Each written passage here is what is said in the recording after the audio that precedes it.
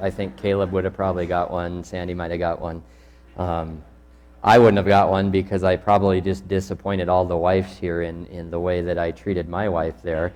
But there was a method to the madness. There was only one thing that I did right. Only one thing in this skit that I did that was appropriate. And that was what? It was protecting the table, wasn't it? Because that table was for who? It was for my wife and me. Nothing else, no matter how important it might have seemed, was more important than what? That time at that table with her. One thing that I did right was to make sure I protected our table. Which leads us to our psalm for today, Psalm 23 and verse 5. Again, we are familiar with the 23rd Psalm. We come to verse 5, and it tells us there that thou hast prepared a table before me in the presence of my enemies. You have anointed my head with oil, and my cup, what? Runneth over. The centerpiece of Psalm 23 and verse 5 is this table. But not just any old table. There is something special about this table because of who has prepared it and because of who it is for. I just wanted to share with you from a couple Bible dictionaries and then some commentaries because they are very clear here, as all theologians are, that there is something very, very special about this table. We may read the 23rd Psalm, and we've heard it enough times that when we hear the verses, we know them and we just kind of jump right over things in them. But the word table here should jump out at us because there is something very special about it. And it says here in the Strong's Concordance that the word refers to a table, but not just any table, it is of a king's table. The Complete Word Study Dictionary, to eat at one's table, indicated a special place of honor given to that person. And so already we are seeing that this table is a place for an honored guest. It has been prepared for who? It's prepared for us, so we are the honored guest. And this table is like a king's table. Have you ever been invited as an honored guest to the table of a king before? Adventist Bible Commentary says David now represents himself as a guest in God's banquet hall, a king lavishing upon his guests the bounties of his table. Barnes's notes on the Old Testament, a magnificent banquet was provided by a most liberal and benevolent host. Clark's Bible Commentary, the word table here is synonymous with feast. And then finally, the New Commentary on the whole Bible says, a meal with a generous royal host, moving the imagery from the lush fields, the green pastures, to a sumptuous banquet hall. When you have read over this psalm, have you envisioned yourself being an honored guest at the table of a king before? That's what Psalm 23:5 is telling us. This is more than just a table. This is a feast in which we are treated as if we are kings and queens. It's a picture we see in other places in Scripture. Matthew and Luke both tell us the parable of the wedding banquet that we are invited to. But the one that theologians point us to that we should notice the most here is Revelation chapter 19, which many believe is referring back to the 23rd Psalm, where it says the wedding supper of who? The Lamb. We are invited to the wedding supper of the Lamb. David here in this imagery gives us a picture of Jesus Christ, our shepherd, who also happens to be the Lamb, who has prepared this beautiful table before us. And we are his what? His honored guests. Well, Pastor Jim, how do we get all of that out of the verses if we don't have Bible commentaries? What do we understand about this if we take all of those things away? Well, look at the verse carefully. He anointeth our head with what? With oil. Do you realize what that symbolizes? That's what happens to kings. Their head is anointed with oil. The wording in the Bible actually means there that there is an abundance or perceived prosperity given to one who is honored. And our cup overflowing. Again, this picture of abundance and prosperity, the picture of what is designed to be ours at this table will never run out. I think of the head anointed with oil and the kings. I think of Jesus at a feast that was held one night when everything was turned upside down by a woman who came with an alabaster jar full of perfume. And Mark's gospel tells us that she anointed the head of Jesus with that costly perfume. Jesus became the honored guest of that evening, didn't he? He tells us as much. He tells us that what she did that night will be remembered as long as the gospel is taught. Jesus says, I've prepared a table for you, and I have anointed your head with oil, and your cup will always be what? Overflowing. Friends, this is a picture of you and I being asked to sit down with the King of Kings at his banquet table, where he is treating us as if we are what? Kings and queens. We are his honored guests. But I want to take it one step further, because what David does here is very unique. When we think of this banquet table, we often think it's a place where all of us are going to be with who? With Jesus. But David does something different in this psalm, because it's not about us. With all due respect to all of you here today, when I read the 23rd Psalm, the Lord is not your shepherd, but he is whose? My shepherd. And the Lord is not preparing a table for any of you. David tells me here that the Lord is preparing it for who? It's for me. You see, Jesus wants me, and ultimately you as well, but as I read this, Jesus wants me to be his honored guest. And he is my royal host. And he has prepared for me this table of abundance and prosperity. And he desires this intimate moment with me. Not only now as the invitation is here, but for all of what? Eternity. And when I think of the intimacy that Jesus is longing to have with me in this verse, I think of the scripture reading that Jeremy just read. Stop and think about it for a moment. Behold, I stand at the door and what? I knock. If anyone hears my voice and opens the door, I'm going to do what?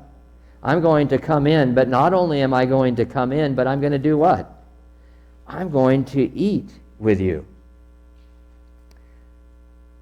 What would you feed Jesus if he showed up at your house today? You realize we would be scrambling like we have never scrambled before? But here's the good news. When Jesus comes to your house, and when Jesus says that he is going to eat with us, Jesus is saying, you know what, I want to be right here. This is the house I want to dwell in. And guess who's bringing the meal? Jesus. Because there is nothing I could prepare for my King.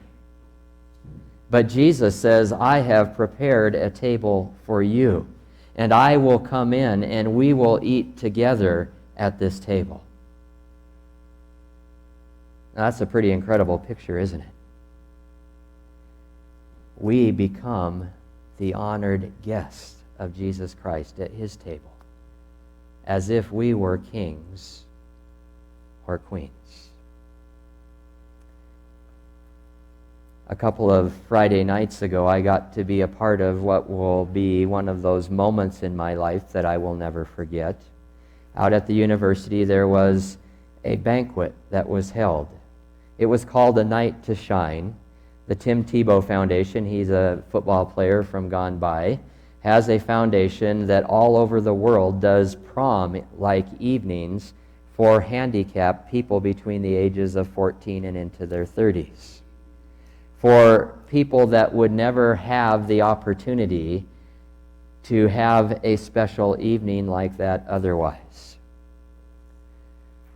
My girls found out about it and signed up and let me know, so I signed up. And you had an option of different things you could do, and I signed up for 3. You had 3 options you could sign up for. One of which was being a buddy, which would mean you were essentially the date for that person for the evening at the prom. Well, I put that as number 3 because part of the description of your job there was that you would have to perhaps go and dance with this person on the dance floor.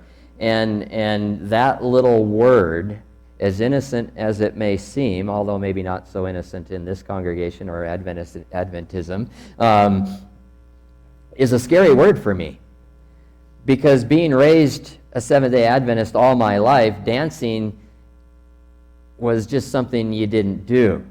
A matter of fact, the only dancing I remember doing in my years growing up in the church was at a church social at Mountain View Elementary School there in Missoula, and it wasn't called a dance because, God forbid, we would have used that word. It was called a march. And all of us who were there got in this big circle, and we put our hands on the hips of the person in front of you. And in this day and age, let me tell you, as a pastor, if I even attempted that march/dance, I would probably be fired because you just don't do that anymore. It's a new world that we live in, trust me. But anyway, we all lined up and we put our hands around the waist of the person in front of us, and we kind of marched or danced our way around the gymnasium floor to some music. I don't know what it was, maybe Del Decker or something, but anyway.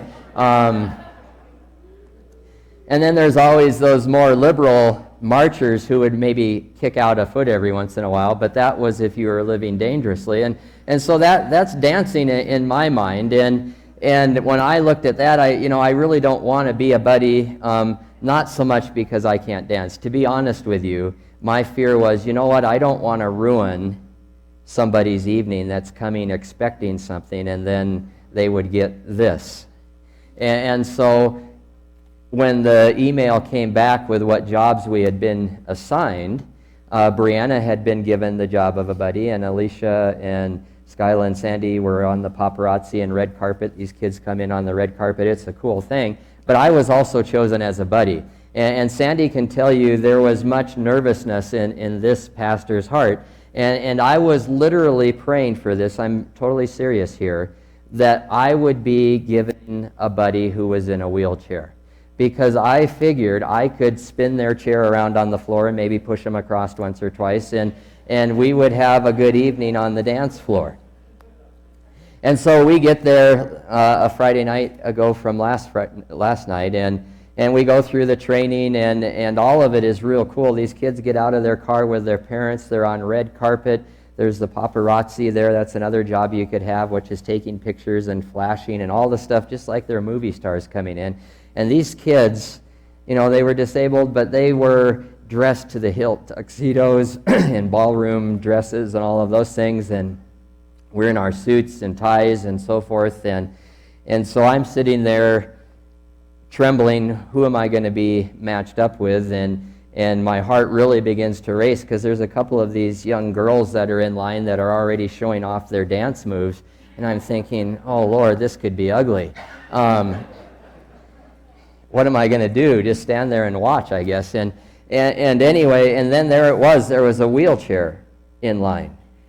And I thought, you know what, this will work. But they got assigned to someone else. And at the end of the evening, God answered my prayers, and I couldn't have been more blessed because I was given a young man by the name of Nolan, who is probably in his 23.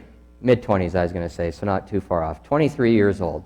Nonverbal autistic, which means he couldn't communicate back, and he could understand a few things, and this was going to be his special evening. And so I met with his parents, and the parents had a room that they were in, and then you would take your buddy and then go into the ballroom there where there was dinner provided. It was a big deal, banquet, the dancing, the whole 9 yards. And so I'm getting the information back, and he has on a brand new suit, hasn't worn before, and his parents are very excited. And Nolan can't tell you he's excited, but he seems to be very nervous but somewhat excited. And they were telling me that he doesn't really like bright lights or loud music. And I'm sitting there, perfect, because the dance floor is nothing but lights and loud music. And so we go and we sit down at the table there, and I will tell you one thing. There was a banquet table provided for Nolan that night, and it was a dessert table. That young man put away the cookies. And when we left his parents, he instantly grabbed a hold of my hand.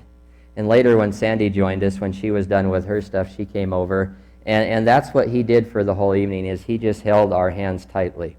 And his mom, in the worst way, wanted him to at least get up and go to the dance floor and just be a part of what was going on. And by the end of the evening, he took Sandy by the hand, cool thing, went out to the dance floor. And not that he was dancing, he just had the smile on his face and stood there. His mom got some pictures, and then he squeezed her hand and took her back to the table. And he let you know when it was time to either go or not go, because he had a strong grip and he would just take you where you wanted to go. And then he went back to the table, and he actually sat with his back to the dance floor and the lights, and he was holding Sandy's hands, and he began to dance in his chair. And I may not know how to dance, but I could do his dance. It was sitting there and just moving your arms up and down with a big smile on your face. And so I learned to dance. That's it, right there. It's all about rhythm, and I can teach you later. But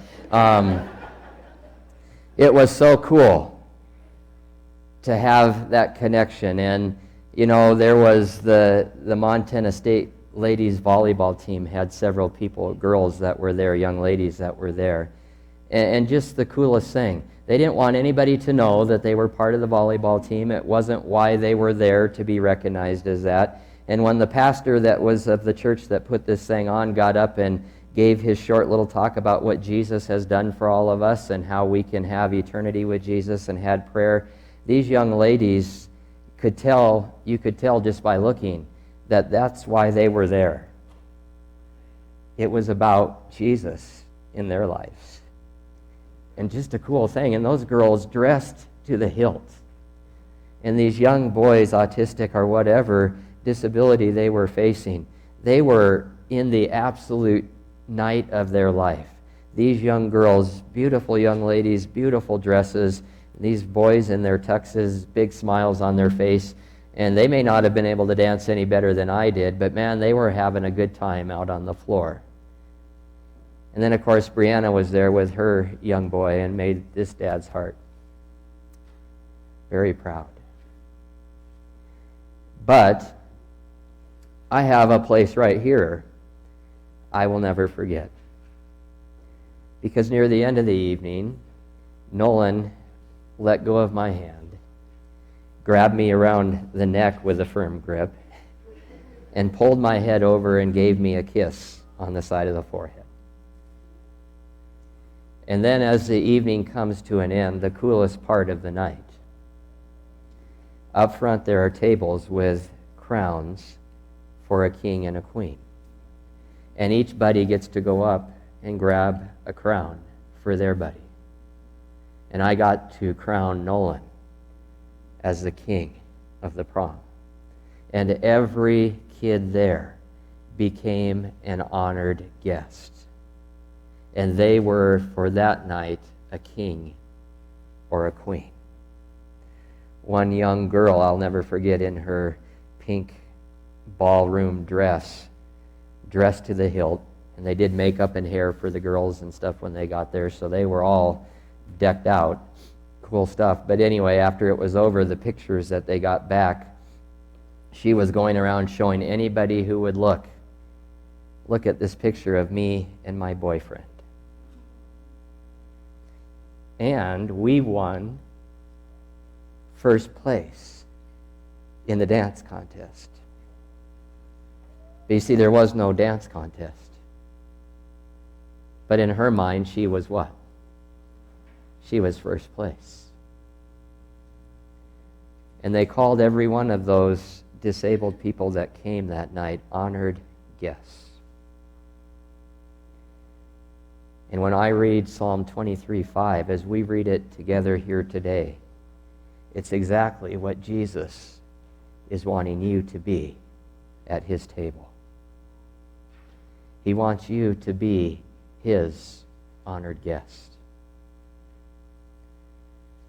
And it's very much like a couple of Friday nights ago, because we all come with our own disabilities, don't we? What Jesus is inviting us to is something we can experience in no other way except with who? With him and at his table. And we don't have to wait for eternity for it to happen. Because Jesus' invitation that we see in Psalm 23:5 is for when? It's for right now. God wants me at his table today. In all of the abundance and all of the prosperity that is there, he wants me to be his honored guest. Not just for one night of a lifetime, but for an eternal lifetime. And it can begin right now. And Jesus says, behold, I stand at the door and what? I knock. I want to come in. I want to set this table up in your house. And I want you to be my honored guest. And to be quite honest, we couldn't write it any better than David did, could we? Well, maybe there is one thing that we could change. One thing, if we were writing the script, that we would do differently. Because you see, this table is prepared in the presence of who? My enemies. So you see, if I'm writing the script, I have the mighty shepherd take his rod that we talked about last week, and he wipes out all of my enemies, and then we sit down at the table. Doesn't that sound a little better? But you see, this is the evidence that we're not waiting for eternity. This is the evidence that it's here and now. Because here and now we are surrounded by, as we will be until eternity happens, we are surrounded by our what? Our enemies. They are literally all around us. But remember something, they are only what? Around us. They are not where? At the table. And if there is one thing that we get right, and I would submit to you, there is only one thing we need to get right. It was the only thing I got right in this skit.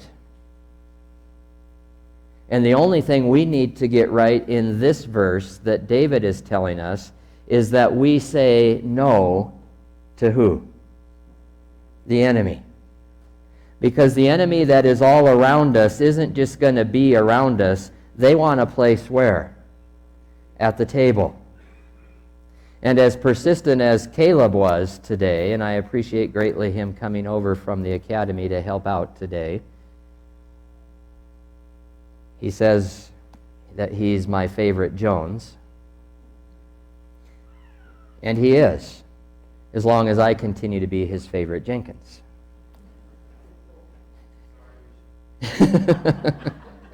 I had to give him one more chance.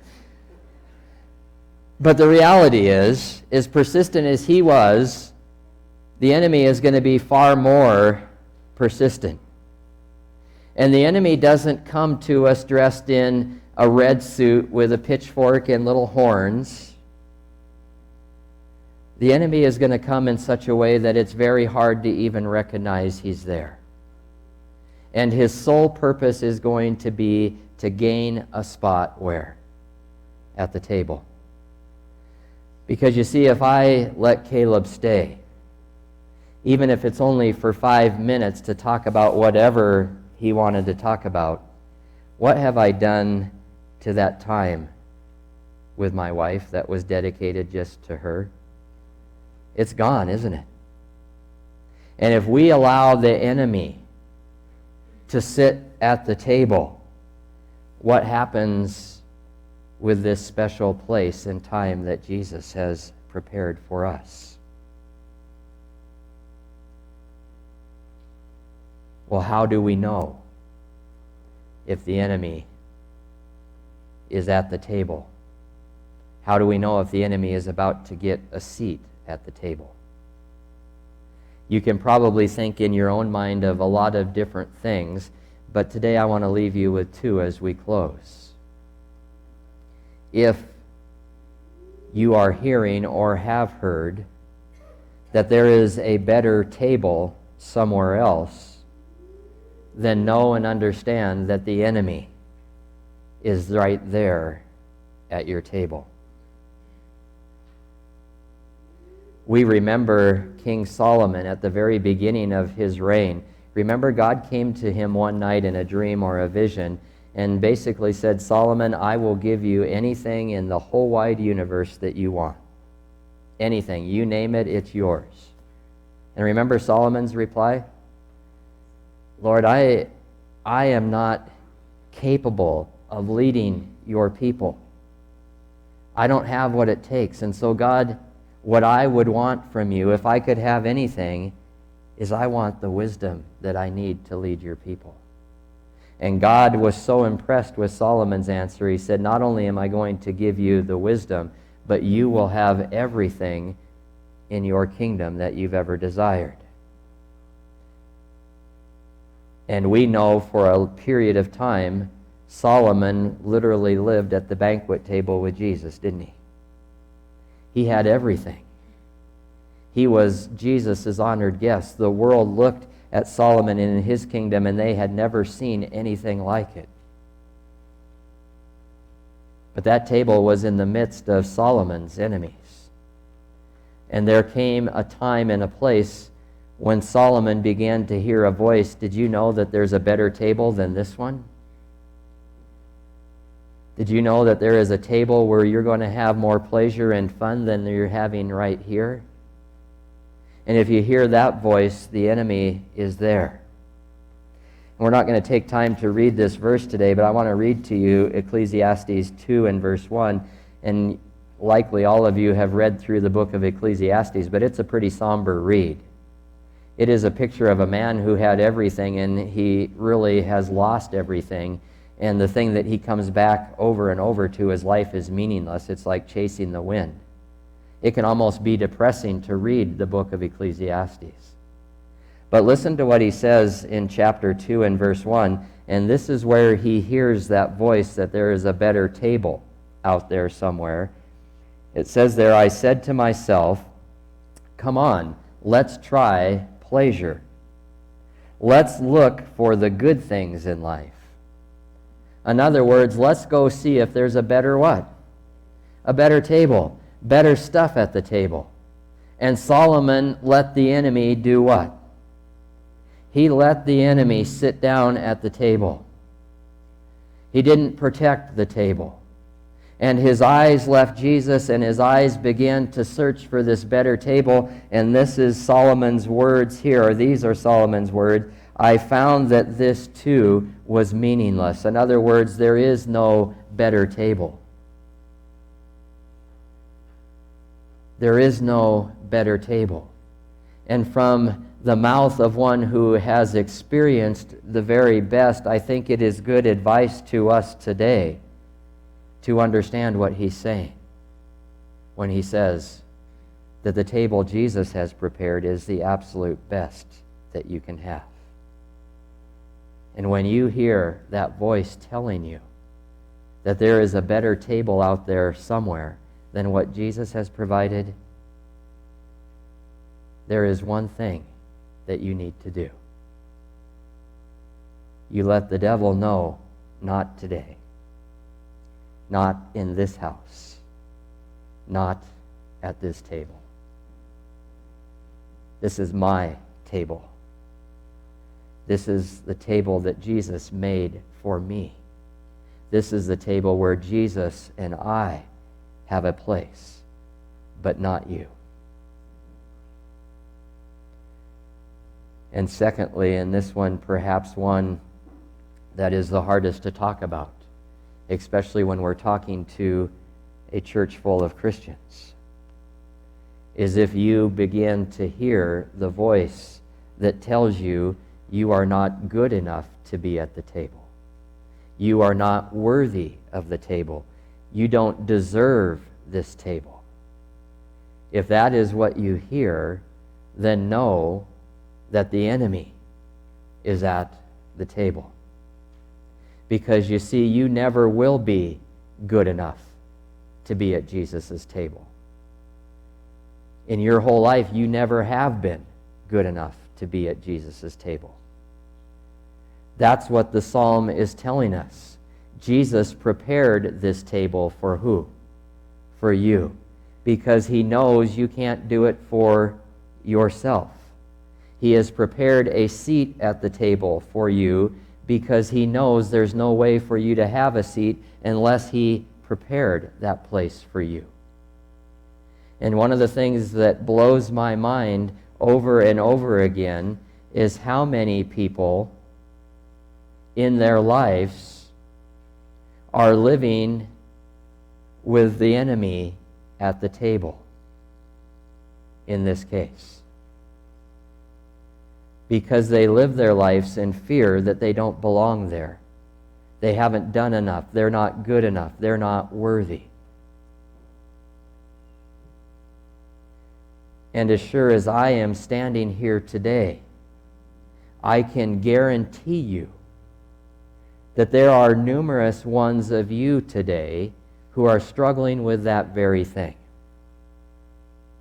As I preached this sermon in 2 churches before, I watched heads literally go down into their hands.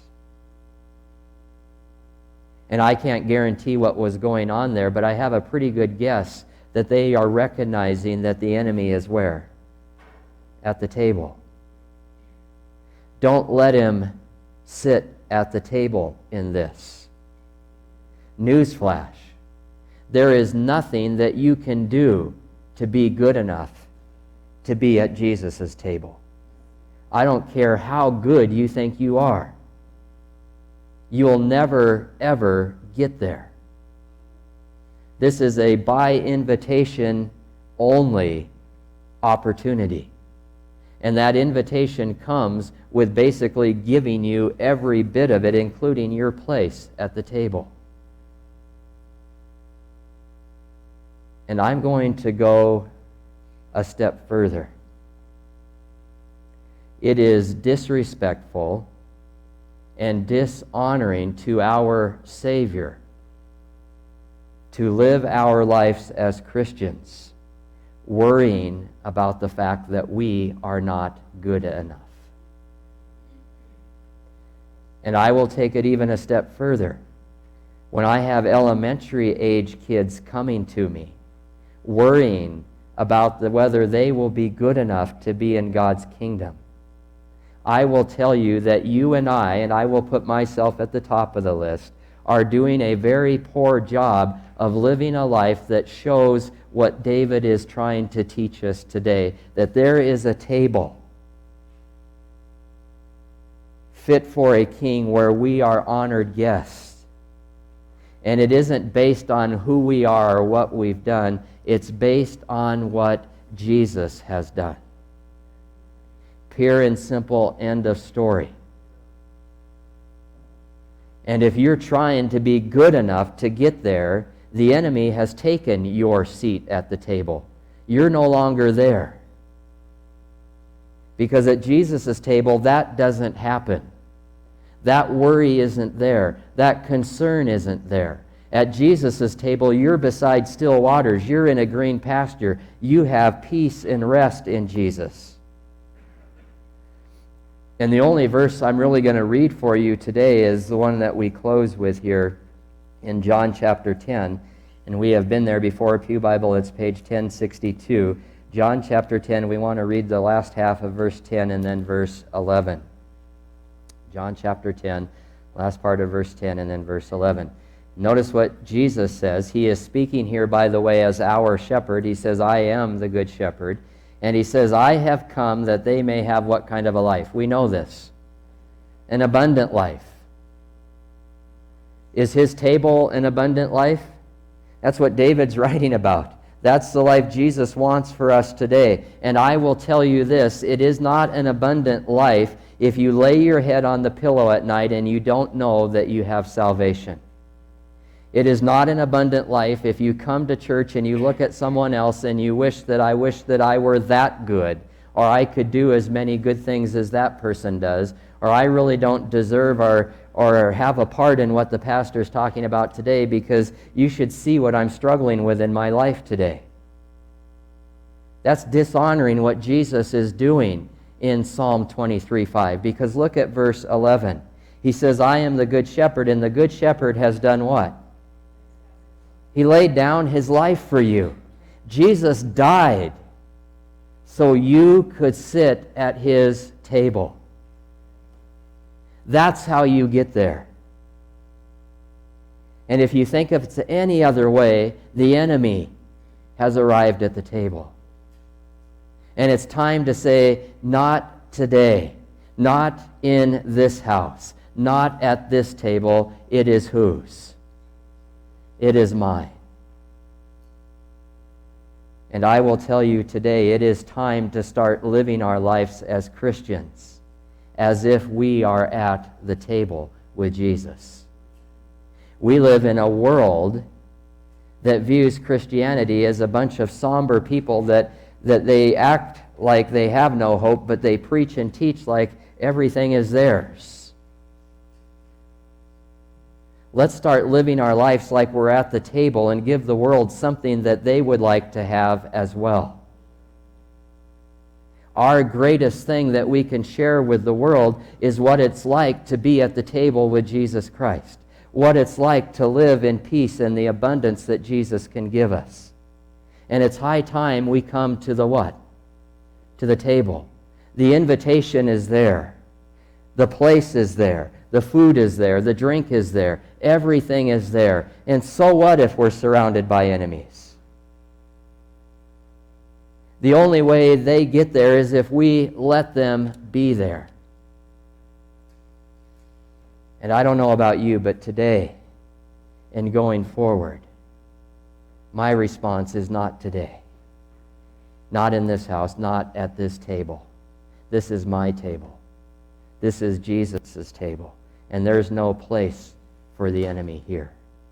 You can be around us, but you're not welcome here.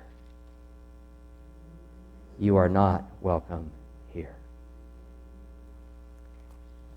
My prayer, by God's grace, is that each and every heart here today will not only desire that place with Jesus, but will take that place and protect that place for you and for Jesus. Our closing hymn is hymn number 241. 241.